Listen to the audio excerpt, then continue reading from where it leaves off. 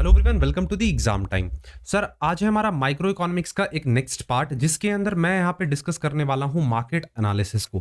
थोड़ा सा चैप्टर हो सकता है कॉम्प्लिकेटेड लगे तुम्हें, लेकिन बिलीव करो ये चैप्टर बहुत ही इजी और इंटरेस्टिंग हो जाता है। तो अगर चैनल पे पहली बार विजिट कर रहे हो तो चैनल को सब्सक्राइब करो और इस वीडियो को अपने दोस्तों के साथ शेयर करो, सो दैट उनकी भी प्रिपरेशन अच्छी हो जाए। तो हमारा जो टॉपिक है वो है हमारा मार्केट एनालिसिस, और इस मार्केट एनालिसिस को हम लोग बेसिक से स्टार्ट करते हैं।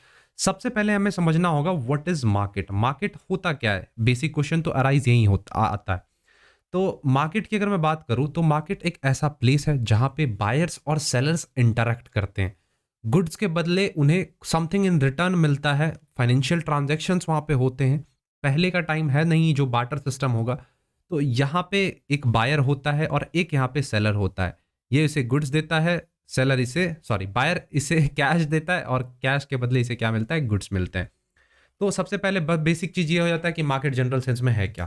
तो जनरल सेंस में अगर मार्केट देखा जाए तो इट इज अ प्लेस जहां पे सेलर्स और बायर्स गैदर होते हैं in order to sell and buy a particular commodity. Economics के टर्म्स में देखा जाए तो market is not relating to only a particular place. सिर्फ पर्टिकुलर प्लेस ही नहीं हो जाता है। Selling and buying transactions may be taken place from distant place. अब ये मार्केट टेलीफोन के थ्रू भी हो सकता है, पोस्टल भी मार्केट हो सकता है, या फिर मार्केट एक सिचुएशन है जहां पे बाइंग एंड सेलिंग ट्रांजैक्शंस होते हैं। मतलब फोन पे खरीद लिया, ऑनलाइन खरीद लिया, अमेजन फ्लिपकार्ट से खरीद लिया, वो सब एक मार्केट ही कहलाता है। The term market refers not necessarily to a place. जरूरी नहीं कि वो प्लेस ही होगा, but always a commodity. Commodity होना जरूरी है। And the buyers and sellers जो कि डायरेक्ट कंपटीशन में होंगे with one another. The market must have a commodity. Commodity का होना जरूरी हो जाता है। There must be existence of buyer and seller. Moreover there must be a competition among the buyers and sellers. दोनों compete करें एक दूसरे से। अब मार्केट को क्लासिफाई किया गया है on the basis of competition. First है कंपटीशन के बेसिस पे तुम्हें मार्केट के दो फॉर्म्स देखने को मिलेंगे। The first one is perfect competition, the second one is imperfect competition. Perfect की अगर बात की जाए, जहां पे वैसे फर्म बोल सकते हो, वैसे कंपटीशन जहां पे जो फर्म्स होती हैं वो आइडेंटिकल प्रोडक्ट्स बेचती हों। ठीक है। Perfect competition is a market in which there are many firm. बहुत सारे फर्म्स होंगे जो कि आइडेंटिकल प्रोडक्ट्स बेच रहे होंगे, with no firm large enough relative to the entire market to be able to influence the market price. वहां पे कोई भी फर्म मार्केट प्राइस को इन्फ्लुएंस नहीं कर पाता है। Therefore a perfect competitive market is set to exist, जहां पे लार्ज नंबर ऑफ प्रोड्यूसर्स हों और वो आइडेंटिकल प्रोडक्ट्स बेच रहे हों, और जो प्रोडक्ट की प्राइसेस हों वो भी सेम हो। इम्परफेक्ट कंपटीशन की अगर बात की जाए तो ये जॉन रॉबिन्सन के द्वारा दिया गया था। मोस्ट इंपॉर्टेंट चीज ये वाला देख पा रहे हो, मिसेस जॉन रॉबिन्सन, पूछा जा सकता है एग्जाम में। In this market the individual firm exercise the control over the price to a small extent और अ ग्रेटर एक्सटेंट। यहां पे प्राइस पे कंट्रोल किया जाना पॉसिबल है। तो इम्परफेक्ट कंपटीशन के अंदर हमें यहाँ पे मोनोपोली, डुओपोली, मोनोपोलिस्टिक कंपटीशन और ओलिगोपोली देखने को मिलता है। मोनोपोली की अगर मैं बात करूं तो इस मार्केट में सिर्फ और सिर्फ एक सेलर होता है। ठीक है, एक फर्म होती है। डुओपोली की बात करूं तो दो सेलर्स होंगे, और मोनोपोलिस्टिक कंपटीशन की बात करूं तो लार्ज नंबर ऑफ सेलर्स होते हैं, लेकिन सारे सेलर्स डिफरेंशियल प्रोडक्ट्स बेच रहे होते हैं अलग अलग। और वहीं बात की जाए ओलिगोपोली की तो यहाँ पे कुछ सेलर्स होते हैं, गिने चुने सेलर, 8 से 10 सेलर तुम बोल सकते हो। कितने? 8 से 10 सेलर्स। पेन से लिख देता हूं, 8 से 10 फ्यू मतलब यही होता है। 8 से 10 सेलर्स इसके अंदर आ जाते हैं। चलो, चीजें समझ में आ रही हैं। बेसिक अभी इंट्रो दे रहा हूं। आगे अगर बात करें एरिया के बेसिस पे तो मार्केट होता है लोकल मार्केट, नेशनल मार्केट और इंटरनेशनल मार्केट। अब ये सारी क्लासिफिकेशन है जो तुम्हें करनी है एरिया के बेसिस पे, टाइम के बेसिस पे। स्क्रीनशॉट्स लेते जाओ, जो मैं बता रहा हूं ये कवर अप कर लो। ठीक। अब देखो, परफेक्ट कंपटीशन से समझना स्टार्ट करते हैं, जहां से कोर टॉपिक है। तो परफेक्ट कंपटीशन एक ऐसा स्ट्रक्चर है जहां पे कैसे फर्म्स होते हैं? सिमिलर फर्म्स होते हैं और आइडेंटिकल प्रोडक्ट्स बेच रहे होते हैं। मतलब बहुत सारे फर्म होते हैं, फर्म्स बहुत सारी होंगी, लेकिन प्रोडक्ट एक ही होता है। इट मींस इंटायर इंडस्ट्री, एक बेसिक प्रोडक्ट होगा, the entire industry. Many near identical firm provides output at a one fixed market place. Characteristics की अगर बात की जाए तो बहुत सारे क्लोज सब्सटीट्यूट्स इस प्रोडक्ट्स के अवेलेबल हो जाते हैं।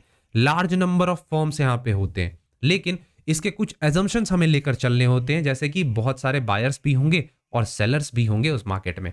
अब कोई भी बायर या फिर कोई भी सेलर उस कंपटीशन के अंदर प्राइसेस को इन्फ्लुएंस नहीं कर पाता है। दूसरा है buyers and sellers act independently to each other, कोई किसी पे डिपेंड नहीं होता है। कोई भी बैरियर तुम्हें नहीं देखने को मिलेगी, ना ही एंट्री में ना ही एग्जिट में। जब मन आए मार्केट में घुस जाओ, दुकान खोल के बैठ जाओ। एग्जिट में भी कोई प्रॉब्लम नहीं है। प्रोडक्ट होमोजेनस होते हैं, सेम होते हैं। परफेक्ट नॉलेज होता है, कस्टमर के पास भी परफेक्ट नॉलेज होगा, सेलर्स के पास भी परफेक्ट नॉलेज होगा। आगे बात करूं तो बहुत सारी फर्म्स होती हैं और इनका मकसद होता है कि प्रॉफिट्स मैक्सिमाइज करें। अब देखना परफेक्ट कंपटीशन किस प्रोडक्ट पे अप्लाई होता है, तो ये एग्रीकल्चरल प्रोडक्ट्स पे।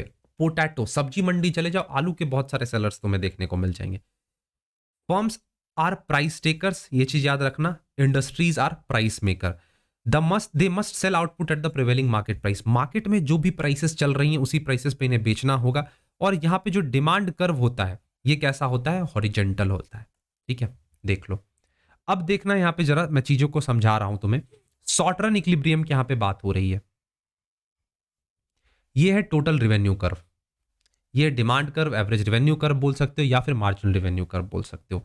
TR, as the price is fixed, price fix है तो हमारा टीआर क्या होगा, प्राइस होगा। This is represented by straight line. Price fix है, फर्म को एक्सेप्ट करना होता है मार्केट प्राइस को। तो इस सिचुएशन में जो हमारा डिमांड कर्व है, बेसिकली ये जो है हमारा डिमांड कर्व है, ये हमारा पैरेलल हो जाता है to the X axis, straight line होता है। ये चीज याद रखना। अब यहां पे अगर मैं बात करूं सॉर्टरन इक्विलिब्रियम की, तो यहां पे कंडीशन क्या होना चाहिए, MC is equals to MR. ठीक है, ये चीज याद रखना, प्रॉफिट मैक्सिमाइजेशन का है, MC is equals to MR. Super normal profit यहां पे अर्न हो सकता है, not perfectly efficient at firm not operating at lowest point. यहां पे कौन सा प्रॉफिट अर्न हो रहा है, सुपर नॉर्मल प्रॉफिट। कैसे, डिमांड कर्व तुम्हारा देखो ये है, कॉस्ट मार्जिनल कॉस्ट तुम्हारा ये है। ठीक है, कॉस्ट तुम्हारा कम आ रहा है, तुम रेवेन्यू ज्यादा कमा रहे हो, तो ये जो एरिया जो तुम देख रहे हो ये है तुम्हारा सुपर नॉर्मल प्रॉफिट। वहीं अगर बात की जाए लॉन्ग रन इक्विलिब्रियम की, तो लॉन्ग रन में क्या होता है, सिर्फ और सिर्फ नॉर्मल प्रॉफिट ही कमाया जाता है। अब यहां पे देखना न्यू फर्म्स आ जाती हैं due to super normal profit. अब तुम्हें देख के कहेगा कि यार वो बहुत ज्यादा प्रॉफिट कमा रहा है, चलो हम भी उसी मार्केट में घुसते हैं। तुम्हें देख के और भी सेलर्स आ गए। अब इंडस्ट्री में सप्लाई बढ़ गया, सप्लाई बढ़ गया तो सप्लाई कर्व क्या हुआ, शिफ्ट हो गया। डिमांड क्या हो जाएगा, कम हो जाएगा। सप्लाई बढ़ गया, डिमांड कम हो जाएगा। ठीक है, तो अब यहां पे तुम्हें समझने वाली बात क्या है, देखना जरा। डिमांड मतलब मैं बताने, डिमांड बढ़ गया, सॉरी, सप्लाई बढ़ा अगर, तो क्या होगा, प्राइसेस कम होगी। P1 से P2 पे आ गया, अब डिमांड लोग ज्यादा करने लगे तो डिमांड कर्व भी शिफ्ट कर गया। तो अब यहां पे तुम देखते जाना, ये क्या है हमारा एवरेज कॉस्ट कर्व, ये क्या है हमारा marginal cost curve. Some firms see the products demand fall sharply, heavy losses हो जाते हैं, एवरेज कॉस्ट ज्यादा हो जाता है, रेवेन्यू कम हो जाती है, तो कुछ फर्म इंडस्ट्री को छोड़ देती हैं। लेकिन for the other firms new entrants lower the average revenue, that is demand curve. Cost same रहता है और जो शॉर्ट रन प्रॉफिट होता है, सुपर नॉर्मल प्रॉफिट होता है, वो जो होता है वो रिड्यूस हो जाता है और ultimately AC is equals to AR हो जाता है। इस सिचुएशन की मैं बात कर रहा हूं। यहां पे क्या अर्न किया जा रहा है, नॉर्मल प्रॉफिट अर्न किया जा रहा है। तो normal profits being earned MC is equals to AMR MR, समझ गए। तो यहां पे हमने क्या देखा, किसी को लॉस हो रहा है लॉन्ग रन में तो कोई नॉर्मल प्रॉफिट कमा रहा है। ये दो सिचुएशन हो सकते हैं।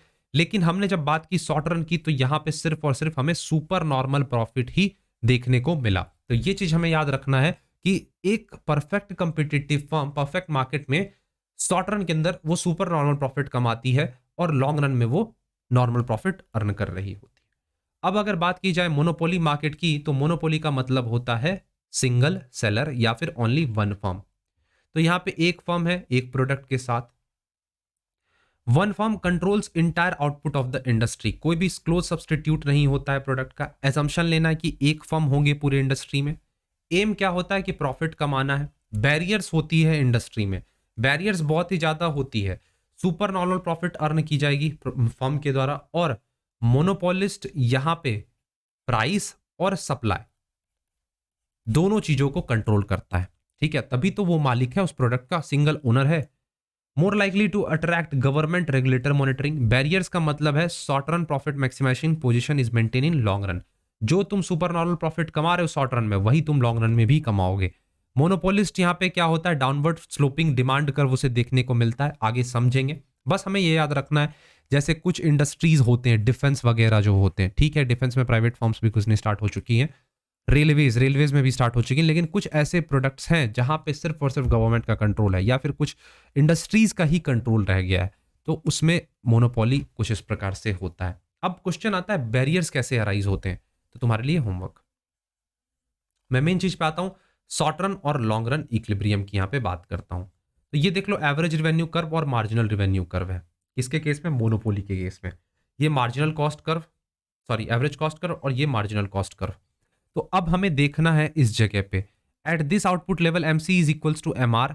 यहां पे एवरेज रिवेन्यू तुम देख पा रहे होगे कि ज्यादा है, ये रहा एवरेज रिवेन्यू ज्यादा है, किसके कंपैरिजन में, एवरेज कॉस्ट के कंपैरिजन में। कॉस्ट कहां है हमारा, एवरेज कॉस्ट ये रहा, ठीक है। तो इस सिचुएशन में फर्म क्या कर रही है, सुपर नॉर्मल प्रॉफिट कमा रही है, किसमें, लॉन्ग रन में। इम्परफेक्ट कंपटीशन की बात करूं तो it is a type of market structure जहां पे दो एक्सट्रीम का कॉम्बिनेशन हो जाता है, दैट इज परफेक्ट कंपटीशन और मोनोपोली।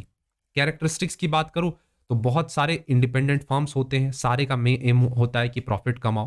प्रोडक्ट में डिफरेंशिएशन हो जाता है, ठीक है, कंप्लीटली होमोजेनस नहीं होगा, और यहां पे एडवर्टीजमेंट अगर करता है, एंट्री फ्री होती है, एग्जिट फ्री होता है, नॉलेज ज्यादा होता है। बहुत सारे बायर्स जो होते हैं गुड्स के, वो इंडस्ट्री, जैसे many buyers of the goods produced in the industries.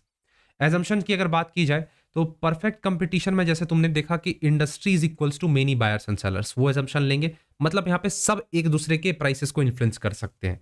Knowledge यहाँ पे ज्यादा होता है, ठीक है, wide spread knowledge of a profit levels, high profits होती हैं, सुपर नॉर्मल प्रॉफिट्स होते हैं, जिसकी वजह से नए नए फर्म्स एंटर करना स्टार्ट करते हैं।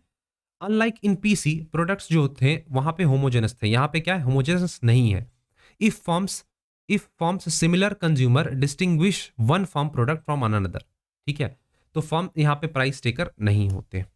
अब देख लो, ये रहा शॉर्ट रन इक्विलिब्रियम और ये रहा लॉन्ग रन इक्विलिब्रियम, सबको यहाँ पे अच्छे तरीके से समझाया गया, एक एक कर्व कैसे कैसे बना है वो मैंने यहाँ पे दिखा दिया है। की पॉइंट्स क्या याद रखना है, सबसे पहले शॉर्ट रन की अगर मैं बात करूं तो यहाँ पे क्या होता है, एवरेज रिवेन्यू जो होता है वो ज्यादा होता है एवरेज कॉस्ट से, it means firm super normal profit कमाती है। लेकिन जब बात की जाती है किसकी, लॉन्ग रन की, तो वहां फर्म सिर्फ और सिर्फ नॉर्मल प्रॉफिट कमाती है। ये सारे को यहाँ पे एक्सप्लेन किया गया अलग अलग सेक्शंस में, तो इसे एक बार रीड आउट कर लेना। अब आ जाते हैं अपने नेक्स्ट टाइप ऑफ मार्केट पे, दैट इज ओलिगोपॉली मार्केट, जो कि कह सकते हो लास्ट होने वाला है यहाँ का। Oligopoly market is a type of a market structure जहां पे small number of large firms होती हैं जो कि सिमिलर प्रोडक्ट्स इंडस्ट्री में बेच रही होती हैं। Many big similar provide industry output but each is aware that any action of price will provoke a rival to react. यहाँ पे प्राइस को बहुत ही ध्यान से ऊपर नीचे करना होता है, अगर ऊपर करते हो तो तुम्हारी फर्म्स नीचे कर देगी, जिससे तुम्हारा डिमांड और कम हो जाएगा। मेनी क्लोथ सब्सटीट्यूट्स अवेलेबल है मार्केट में, ठीक है, ये चीज याद रखना। डोमिनेटेड मार्केट्स होते हैं, मतलब कम होते हैं लार्ज सप्लायर्स, कुछ ही होंगे लार्ज में होंगे। प्राइस कंपटीशन होता है, प्राइस वॉर होता है, कट थ्रोट कंपटीशन होता है, बैरियर्स होती है, स्टिकी प्राइस होता है, यहाँ पे पढ़ लेना। ऑब्जेक्टिव्स क्या होता है, other than max profit. Product में डिफरेंशिएशन होगा, कॉल्यूजन होता है, मींस प्रोडक्ट्स यहाँ पे दो फर्म्स कॉल्यूड कर जाती हैं जिससे कि वो कंपटीशन को थोड़ा बहुत रेस्ट्रिक्ट कर दे और अपने प्रॉफिट्स को बढ़ा ले। फर्म्स जो होते हैं यहाँ पे कैसे होते हैं, इंडिपेंडेंट होते हैं। इसमें एक कंसेप्ट आता है किंग्ड कर्व, पूछा जा सकता है किसने दिया, तो पॉल एम स्वीजी।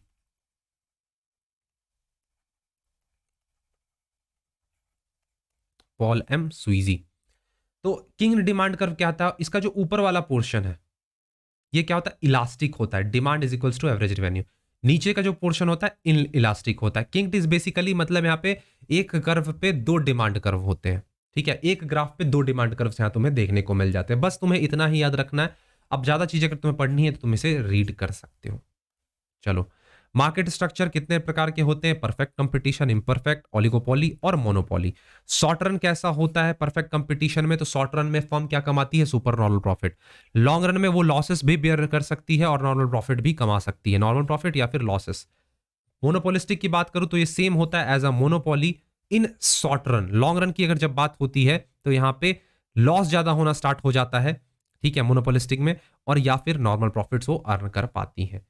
ओलिगोपॉली की अगर बात की जाए तो यहाँ पे short run is equals to long run होता है, मतलब टोटली यहाँ पे सेम होता है। ओलिगोपॉली में कुछ इस प्रकार से डिमांड किंग्ड डिमांड कर्व बनता है, ऊपर इलास्टिक नीचे इनइलास्टिक। मोनोपोली की यही बात की जाए तो ये शॉर्ट रन में भी सुपर नॉर्मल कमाते हैं और लॉन्ग रन में भी सुपर नॉर्मल कमा रहे होते हैं। अब बात करते हैं प्राइस डिस्क्रिमिनेशन की। प्राइस डिस्क्रिमिनेशन का मतलब क्या होता है?